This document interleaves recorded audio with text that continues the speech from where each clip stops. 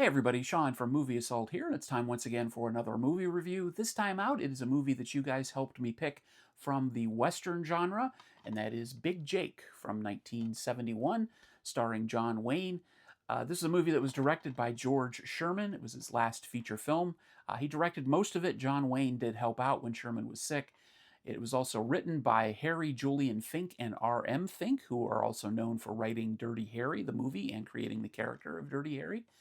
Like I said, it stars John Wayne as Jacob McCandles. Richard Boone plays John Fane. Maureen O'Hara plays Martha McCandles. And Patrick Wayne plays James McCandles. Um, this strikes me as one of the less challenging roles that John Wayne has ever played in his career. It came towards the twilight of his career, about 7 movies before his final one, which shows how busy he was. It's between 1971 and 1976.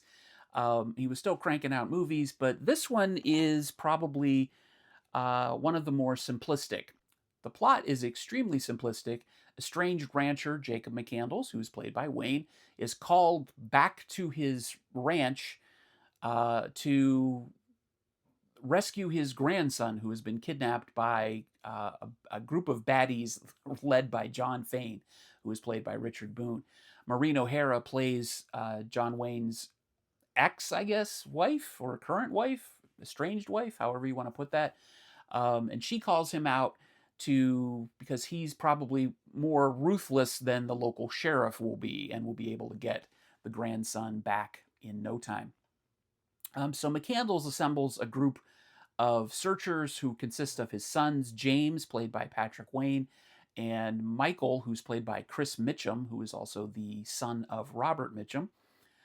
He also brings along his old Indian tracker friend Sam Sharpnose, who's played by Bruce Cabot, and his dog, creatively named Dog, who who knows exactly what to do every time John Wayne says dog.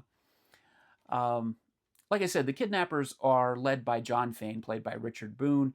Uh, Other than Richard Boone, it's just sort of a group of generic bad guys. Some of them barely even talk. Only Boone can go toe to toe with Wayne in this film in terms of on-screen charisma, and thankfully they do share a few scenes together. But everybody else in this movie is sort of mediocre. This is not a strong outing for anyone else in this film. Even Maureen O'Hara sort of phones it in as if she's doing a favor to John Wayne for being in the movie, and she's only in it for a grand total of maybe 10 minutes. Um, what makes this movie slightly different from your normal Western is the fact that it takes place in the 20th century, 1909 to be exact. And one of the things that it does is it introduces some modern technology, at least at first, into the pursuit of the grandson. The local sheriff, who Martha approaches at first before she contacts Big Jake to come look for her grandson, he champions the use of automobiles over horses because they can go farther, faster, and even Michael, Jake's son, uses a motorcycle, and he uses it sort of ineffectively in this chase. But the movie's, I guess, message is the old ways are probably the best ways, and that's sort of a metaphor for the entire movie. Um, John John Wayne is old in this film. Obviously, they sort of do some self-effacing humor about his age. In fact, some of the people who all that know him by reputation in the movie, when they find him or see him, they say, "I thought you were dead." Um, so the movie is sort of safe and comfortable, and this role for John Wayne is sort of safe and comfortable. Um, John Wayne's low tech approach. I keep saying John Wayne, but Big Jake's low tech approach to this pursuit. Just get on a horseback, get an Indian tracker, and go out and find them. Uh, Triumphs over the use of technology, and the old guy is still the best guy as far as the movie goes. Um, the movie is surprisingly violent towards the end, considering how sort of awkwardly comedic it is throughout the middle part of the film. There's a lot of odd slapstick, which is punctuated by a not so great score by Elmer Bernstein that has sort of this goofy comic music playing when something supposedly funny happens. And Big Jake is supposed to be this really rough and tumble character, but you never really see anything that he does or did that earned him this reputation that he carries. So I guess you're supposed to assume that John Wayne, the actor, is the character, and he's just basically playing himself. And everything he's done in every movie before this is his what's earned him his reputation in this film for being a badass. Um, so overall, I would say this is not a bad movie.